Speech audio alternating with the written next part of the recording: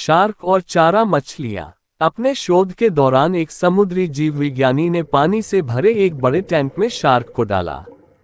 कुछ देर बाद उसने उसमें कुछ चारा मछलियां डाल दी। चारा मछलियों को देखते ही शार्क तुरंत उनकी ओर गई और उन पर हमला कर उन्हें खा लिया।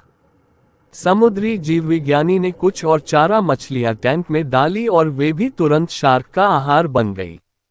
अब समुद्री जीव विज्ञानी ने एक कांच का मजबूत पारदर्शी टुकड़ा उस टैंक के बीचों बीच डाल दिया। अब टैंक दो भागों में बंट चुका था।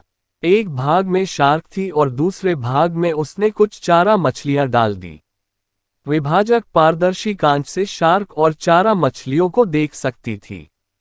चारा मछलियों को देख शार्क फिर से उन पर हमला करने के लिए उस ओर तैरी, लेकिन कांच के विभाजक टुकड़े से टकरा कर रह गई। उसने फिर से कोशिश की, लेकिन कांच के टुकड़े के कारण वह चारा मछलियों तक नहीं पहुंच सकी।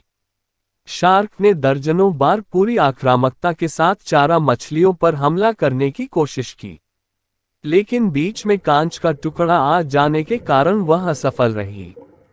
कई दिनों तक शार्क उन कांच के विभाजक के पार जाने का प्रयास करती रही, लेकिन सफल न हो सकी। आखिर में थक हार कर उसने एक दिन हमला करना छोड़ दिया और टैंक के अपने भाग में रहने लगी।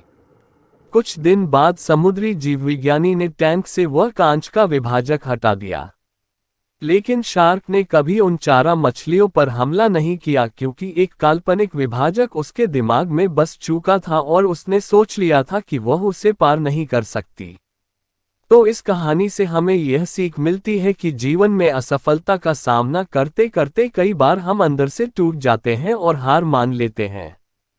हम सोच लेते हैं कि अब चाहे जितनी भी कोशिश कर लें, सफलता हासिल करना नामुमकिन है और उसके बाद हम कभी कोशिश ही नहीं करते, जबकि सफलता प्राप्ति के लिए अनवरत प्रयास आवश्यक है। परिस्थितियां बदलती रहती है, इसलिए अतीत की असफलता को दिमाग पर हावी होने ना दे और पूरी लगन से फिर मेहनत करें।